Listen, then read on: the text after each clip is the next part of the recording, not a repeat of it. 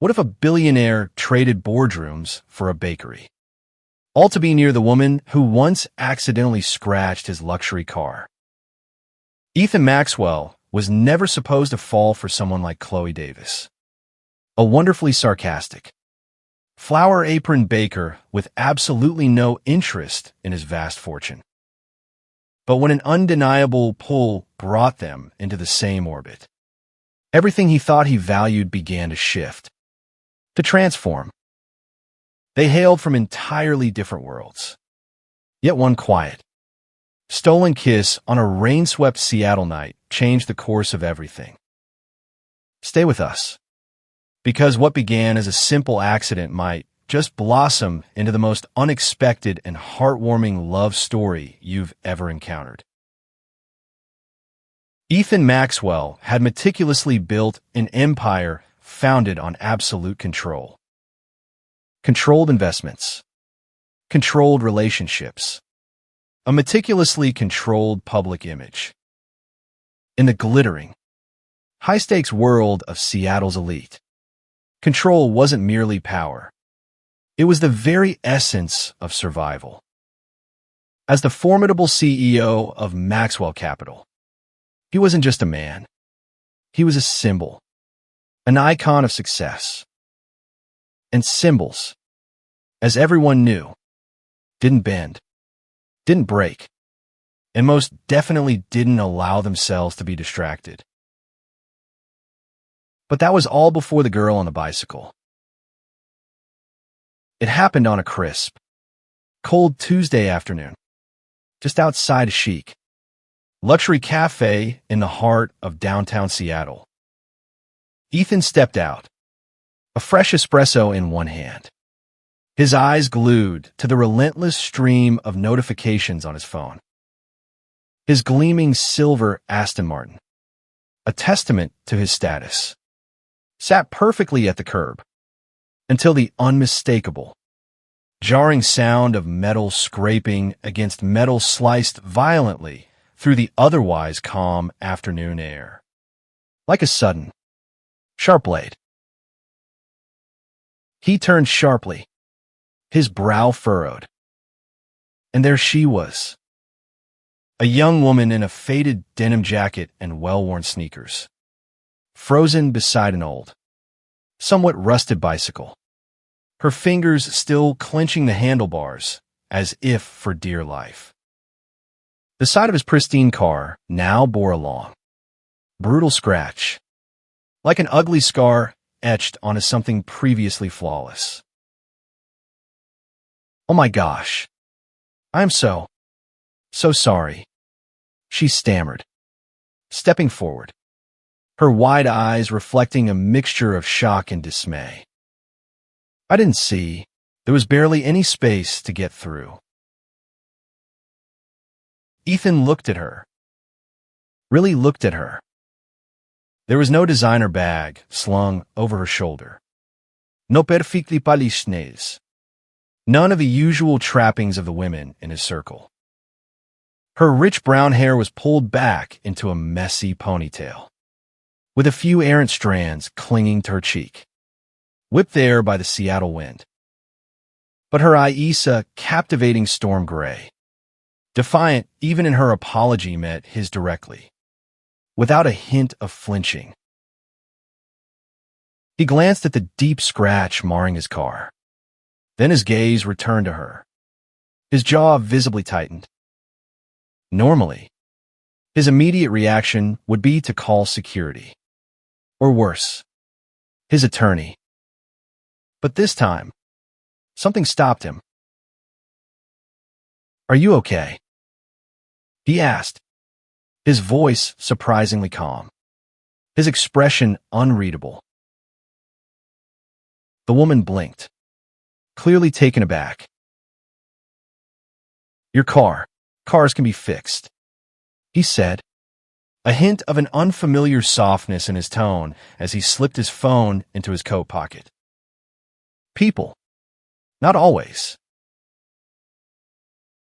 There was a pregnant pause, as if she was trying to decipher his angle, to understand what game he might be playing.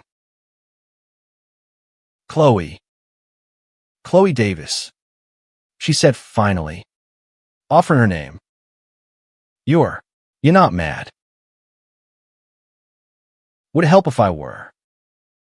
He countered, a ghost of a smile playing on his lips. She let out a soft, relieved laugh, her shoulders visibly loosening. No, I guess not. Ethan studied her for another moment. Something about her unpretentious genuineness, didn't fit into his meticulously ordered world. And maybe, just maybe, that was precisely why he found himself unable to look away. Do you live around here? He asked, his curiosity piqued. I work nearby, she replied. Sunrise Bake Shop. I bike because, well, parking fees are not really my style, and I actually enjoy the ride. He looked at her bike, a charming relic that seemed to have been transported from another decade. Then back at her. You don't work in finance. I take it. She snorted, a genuine, unladylike sound that he found surprisingly endearing. Hardly. I bake cinnamon rolls. I'm not in it for the money, if that's what you're wondering. I just like seeing people happy when they taste something good. Ethan was quiet. In his world, conversations revolved around growth metrics, private equity deals, and quarterly returns. No one ever said they worked simply for joy. Then, a sudden gust of wind swept between them, and Chloe instinctively tugged her thin jacket closer. Do you want to get a coffee? He asked suddenly, the words out before he could second-guess them. She raised an eyebrow, a playful glint in her storm-gray eyes. Are you asking me out? After I just vandalized your six-figure car? To make peace, he said, genuinely amused. Consider it a damage control meeting. After a moment of thoughtful hesitation, she nodded. Fine. But I picked the place. They ended up at a tiny, unassuming coffee shop, tucked away between a vintage record store and a cozy, independent bookstore. It was the kind of place Ethan had probably walked past 1,000 times without ever truly noticing. Mismatched mugs, handwritten chalkboard menus, and an atmosphere where people actually made eye contact and smiled.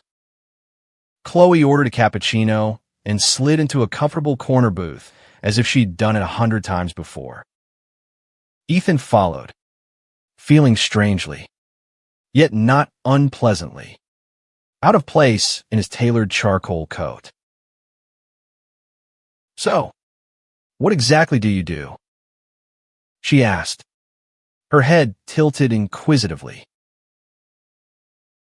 Investment management, he replied simply. Real estate, tech, managing portfolios, funding startups. She said, nodding slowly, a knowing look on her face. One of those guys. And what's that supposed to mean? He asked, a slight smirk playing on his lips. You probably own half the buildings on this street. The kind of guy who goes to sleep thinking about interest rates and market fluctuations. He chuckled. Not always. And yet, here you are, having coffee with a girl who can barely afford rent. By her own admission. Ethan tilted his head, considering her. Maybe I'm tired of having coffee with people who only care about what I own. or what they can get from me. She was quiet for a moment. Then a genuine smile lit up her face. I'll take that as a compliment. They sat like that for a while, an easy silence settling between them. No pretense, no pressure. Just two people from seemingly opposite ends of the universe, somehow orbiting the same small, formica-top table. When they stepped back outside, the sun was beginning its descent, casting the street in a warm, golden glow. Chloe glanced at her watch.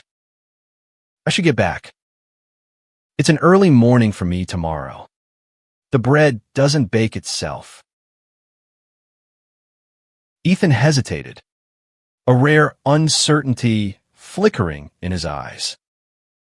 Can I see you again? She studied him, her gaze thoughtful.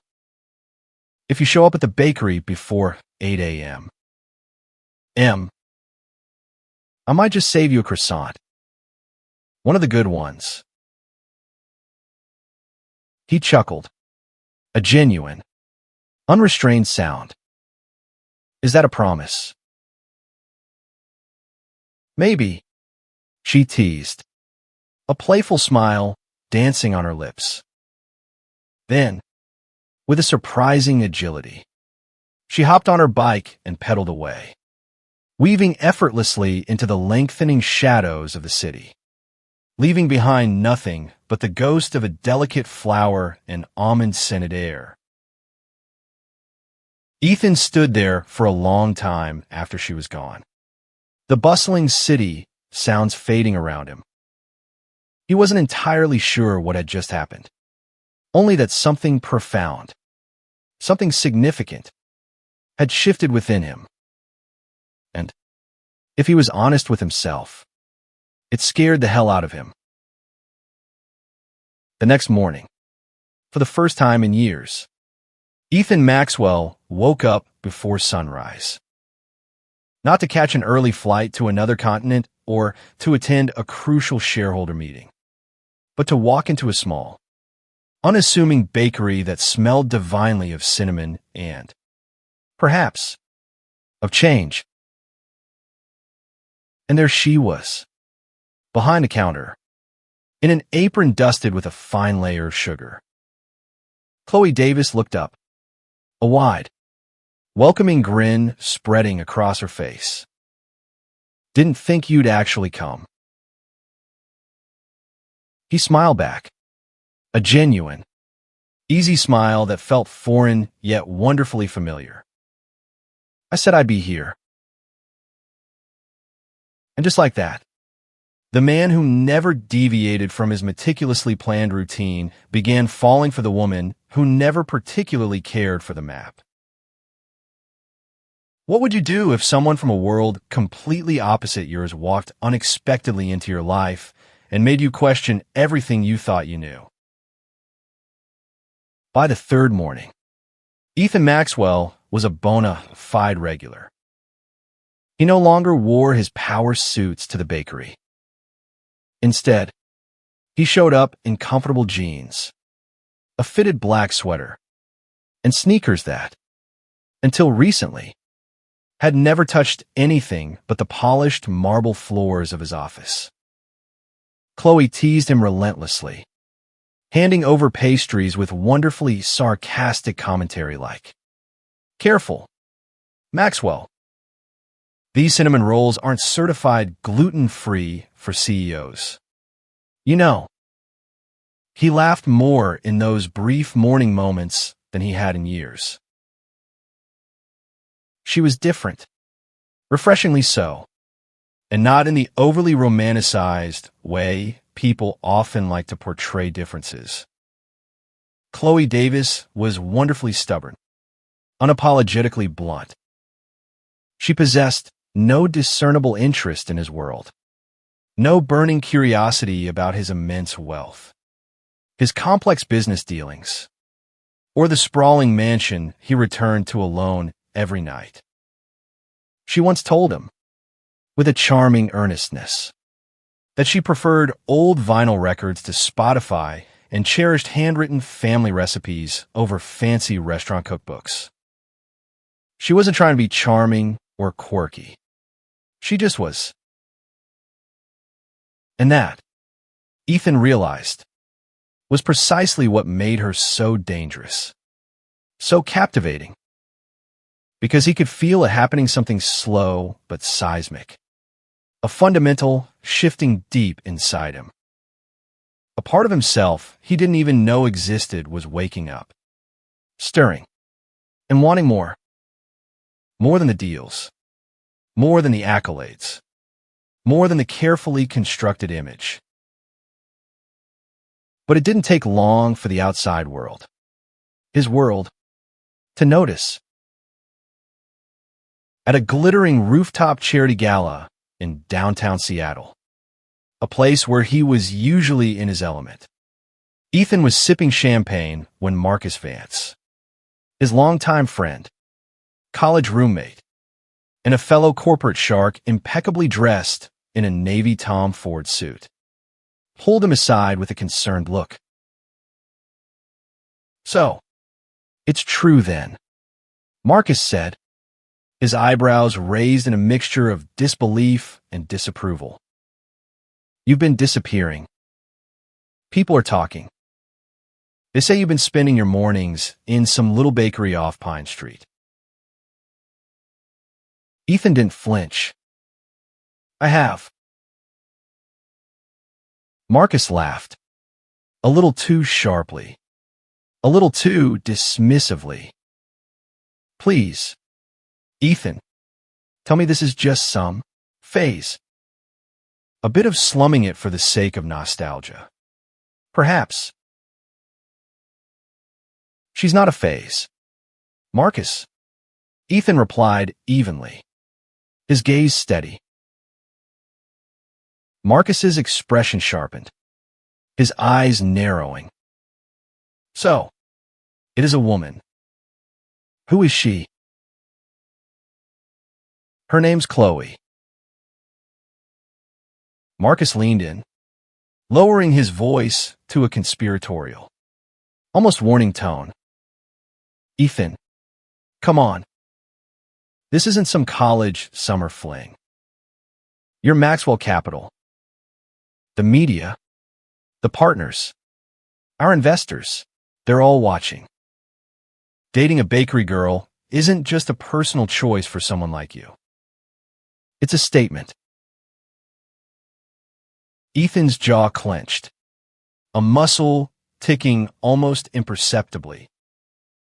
And what statement would that be, Marcus? "That you've lost your focus." Marcus snapped, his voice rising slightly. "That you're not thinking clearly about what kind of woman fits next to a man of your stature. Your responsibilities." The words echoed louder than they should have, resonating with a discomforting truth. Because deep down, Ethan already knew what people would think, what they were likely already whispering. That he was jeopardizing his legacy, his empire, for someone who didn't even have a LinkedIn profile, someone who existed entirely outside their rarefied world.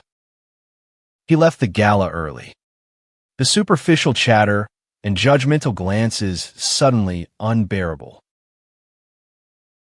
The next morning, he walked in his Sunrise Bake Shop, a knot of unease in his stomach.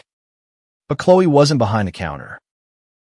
One of her co-workers, a friendly young woman named Olivia, said she'd stepped out early, muttering something about needing fresh air. He found her in the alley behind the building, sitting on an overturned milk crate, sipping coffee from a chipped, familiar mug. She didn't smile when she saw him. "I guess I made the front page," she said quietly, her voice flat, as she handed him a folded newspaper. There was a blurry, long-lens shot of them sitting together by the bakery window, laughing, seemingly without a care in the world. The headline screamed, "Seattle's billionaire bachelor and the barista next door, fairy tale or folly."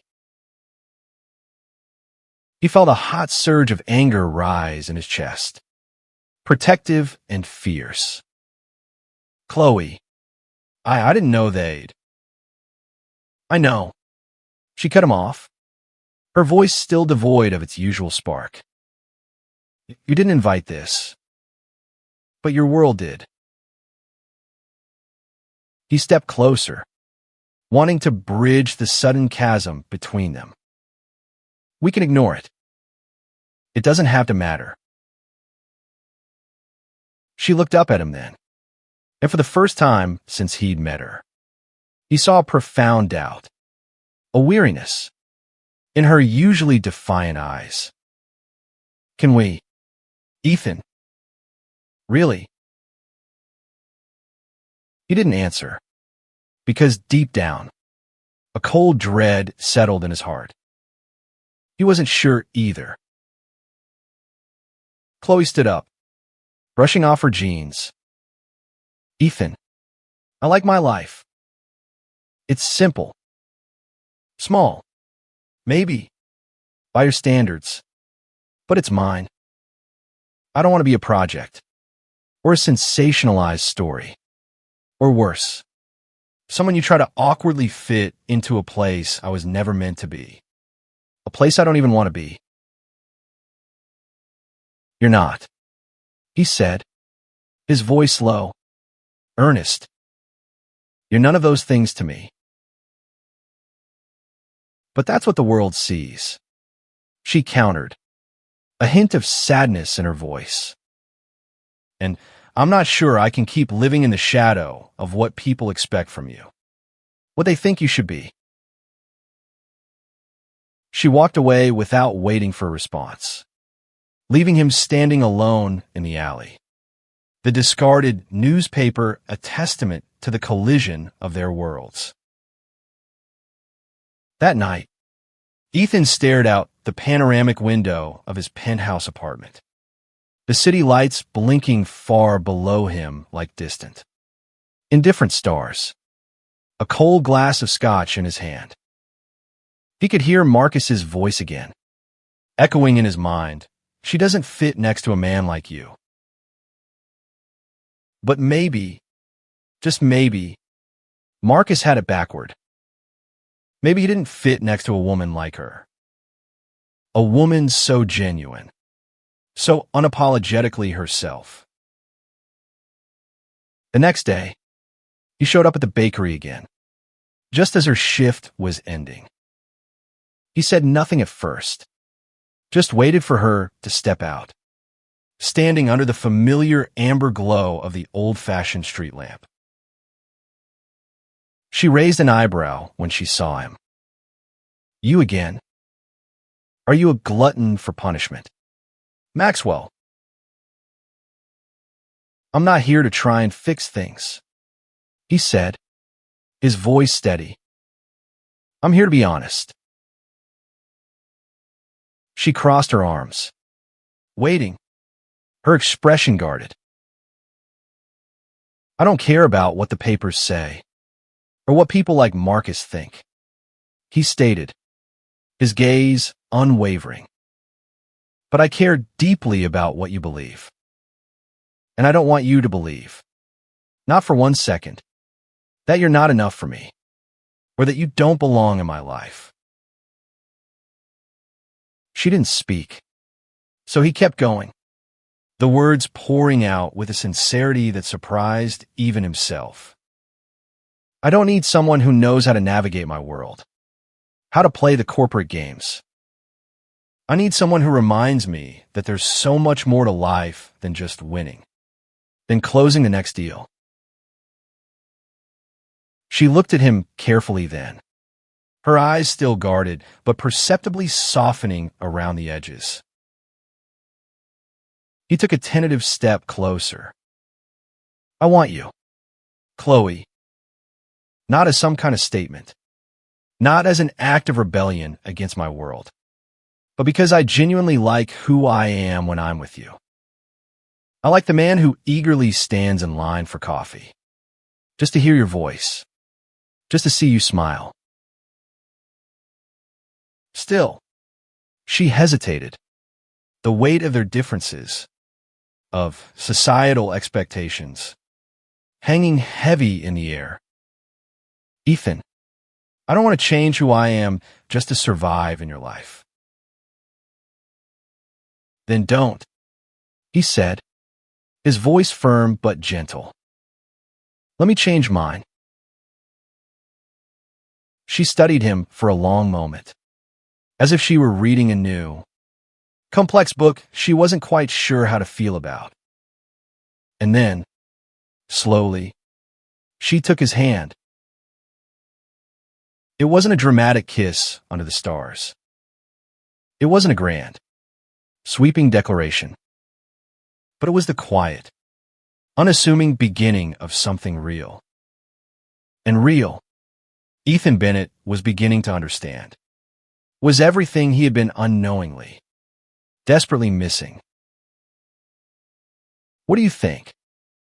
Can love truly survive, even thrive, when two people come from such completely different worlds, facing a barrage of external expectations and judgments? It had rained hard the night before. Seattle streets were still damp, glistening like polished obsidian beneath the soft, amber glow of the street lamps. Chloe stepped outside Sunrise Bake Shop, pulling her hair into the hood of her worn raincoat. Her shift had ended an hour late. The old ovens had decided to stage a rebellion, refusing to cooperate. And if that weren't enough to fray her nerves, she'd spent the entire day pretending everything was perfectly fine, when inside, her heart felt like it was slowly, painfully unraveling. She hadn't spoken to Ethan in days. Not really. Not after she'd voiced her fears, telling him she wasn't sure they could keep going. Not with the chasm between their lives seeming to widen with every passing day. Not after she saw the flicker of disappointment, quickly masked, flash across his face before he quietly, too quietly, accepted her words. Now, she wasn't sure if that heavy silence meant he was giving up on them, or simply, perhaps hopefully, giving her the space she'd inadvertently asked for. She certainly didn't expect to find him waiting across the street, leaning against the very same lamppost where he'd first offered to walk her home. A gesture that now seemed a lifetime ago. He wasn't wearing one of his impeccable suits, just well-worn jeans, sturdy boots, and a windbreaker that was visibly damp at the shoulders from the lingering drizzle. In his hand, he held a small, crinkled paper bag. "You've been avoiding me," he said, his voice calm, as she crossed the street towards him. It wasn't an accusation, merely a statement of fact. "I've been thinking," she corrected, pulling her hood tighter. "About what?" "Whether I really have room in my life for someone like you. For all that comes with you." And Chloe looked at him. Really, truly looked at him. Ethan Maxwell, once a flawless, almost intimidating figure gracing magazine covers, now looks simply real. Tired, undeniably. A little nervous perhaps, but also hopeful. Just a man, standing in the soft Seattle rain, holding a slightly damp paper bag. "What's in that?" she asked, nodding towards a bag, a hint of her usual curiosity returning. He lifted the bag slightly. Raspberry scones. Your favorite. I may have bribed your coworker Olivia to show me how to make them. A small, almost shy smile touched his lips. Her brows lifted in surprise. You baked. Burned the first batch. I have to admit. He confessed, a sheepish grin spreading across his face. Almost set off the fire alarm in my overly sensitive smart kitchen. Chloe tried to stifle a laugh, but it slipped out anyway, light and genuine. And for that brief, wonderful moment, it felt as if nothing had changed between them, as if the weight of the world hadn't tried to wedge itself between them. You're impossible, Maxwell, she said, shaking her head, though her eyes were smiling. And yet, here I am, he replied, stepping a little closer, the space between them shrinking. Chloe, I can't change who I was, the life I've led. But I'm not asking you to change who you are either. Not one bit. I want to meet you in the middle, wherever that is. I just need to know you'll be there, willing to meet me too. She was quiet for a long time, the only sound the gentle patter of rain on the awnings above them. Then finally, she looked up at him, her gaze clear and resolute. I don't need perfect, Ethan. I just need real. No more trying to protect me from your world. No more hiding behind a carefully constructed image. Just you and us, figuring it out together. He reached out gently, his fingers brushing a stray raindrop from her cheek. Deal. She smiled, a wide, radiant smile that reached her eyes. Deal. And then, for the first time, not under the harsh glare of public scrutiny, not in the looming shadow of headlines or crippling doubt, Chloe leaned in. Their lips met in the soft, silver light of the quiet street. A kiss that was slow and certain and breathtakingly tender. It wasn't passionate in the way the movies often portrayed. It was warm, exquisitely familiar. A quiet, profound promise exchanged without a single word needing to be spoken. When they finally pulled apart, he kept his forehead resting gently against hers. His eyes closed for a moment. I wanted to do that properly since the day you scratched my car, he whispered, his voice thick with emotion. I figured, she teased, her voice light, her heart soaring. You kept showing up like a slightly bewildered, very well-dressed, lost puppy. He laughed, a deep, genuine sound that echoed softly in the damp night air. And they walked home together, hand in hand, their fingers locked as if they'd been that way forever.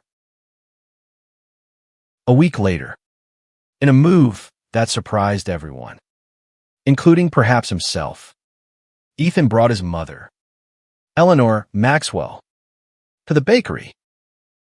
Eleanor, a woman of immense poise and understated elegance, looked entirely out of place amongst the pastel-colored walls and the comforting, pervasive scent of brown sugar and yeast.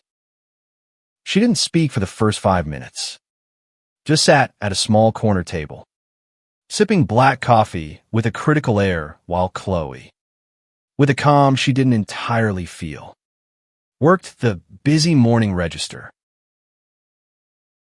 Eventually, when the line of customers finally died down, Chloe approached her table, her flower print apron still tied neatly at her waist.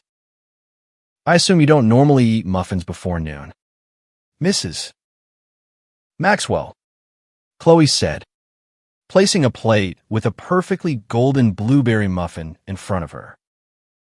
"This one's on the house." "Blueberry, our bestseller." Eleanor looked at the pastry, then up at Chloe, her expression unreadable. "My son, he's not who he used to be." Chloe froze for a heartbeat, bracing herself. "And that's a problem." "It was," Eleanor admitted, her gaze surprisingly direct. "For a time, I was concerned. But now I'm not so sure."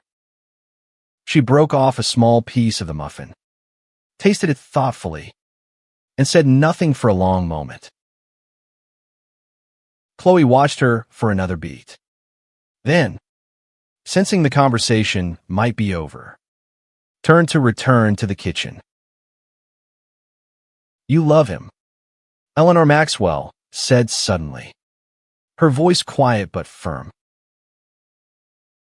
Chloe stopped in her tracks, turning back slowly. "You don't. And he loves you. It's rather obvious. Actually." "I know," Chloe replied softly. Eleanor nodded slowly, as if settling something important in her own mind. Then, perhaps, she conceded, a hint of a smile finally gracing her lips. That might just be enough. That evening, Ethan came by the bakery just as Chloe was locking up for the night. He reached into his coat pocket and pulled out a small, official-looking envelope. "What's this?" she asked, her curiosity piqued. "Elise," he said, a hopeful, excited glint in his eyes. "For the vacant space next door. I'm buying it." He paused, then continued. "I was thinking we could expand Sunrise Bake Shop. Turn it into more of a cafe. Maybe some comfortable seating. A little stage for local musicians on the weekends. More ovens. Definitely more ovens. You'll still own the bakery. Chloe. Every bit of it. I'm just the silent, supportive partner." Chloe stared at him, then at the envelope, then back at him, momentarily speechless. "You're not very silent, Maxwell," she finally managed, a grin spreading across her face. He smirked. "No, I suppose not. But I want to build something with you. Not for you. With you. Together." She took the envelope, her heart pounding a steady, joyful rhythm against her ribs. "You know this isn't the life most people expected for you, right?" "I've had the life people expected," he said, his gaze soft and certain as it met hers. "Now, I want the one I didn't see coming. The one that makes me feel alive." And when they stood there under the familiar glow of the street lamp again, the one that had witnessed so many of their pivotal moments, Chloe kissed him first. This time, it was a kiss full of promise, of shared dreams, and a beautiful, messy, wonderful reality of their unexpected love. That fall, the newly expanded Sunrise Cafe and Bake Shop opened its doors to a bustling crowd of supportive neighbors, local artists, aspiring writers, and yes, even a few curious, impeccably dressed billionaires who found themselves charmed by the genuine warmth of the place. Ethan, looking surprisingly comfortable and happy, served coffee in a red flannel shirt, a far cry from his usual bespoke suits.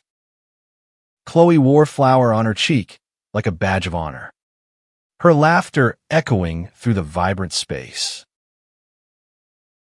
And somewhere between batches of occasionally burnt cookies and the chaotic joy of morning rushes, they found a kind of rich, fulfilling happiness that money, for all its power, could never truly buy. Because sometimes, they learned, the sweetest, most wonderful things in life aren't found in the meticulously crafted plan. They're discovered, quite unexpectedly, in the beautiful, life-altering detours. How did this story make you feel? Do you believe that love, true and deep, can overcome societal expectations, differing backgrounds, and the often harsh judgment from the world around us? We'd love to hear your thoughts, so please let us know in the comments below. If you love this story of unexpected connection and heartwarming romance, don't forget to comment 100 below and share it with someone who still believes in the magic of quiet love, real, genuine connection, and the beauty of second chances. And while you're at it, tell us what country you're watching from. We'd love to see just how far this story of love against the odds reaches.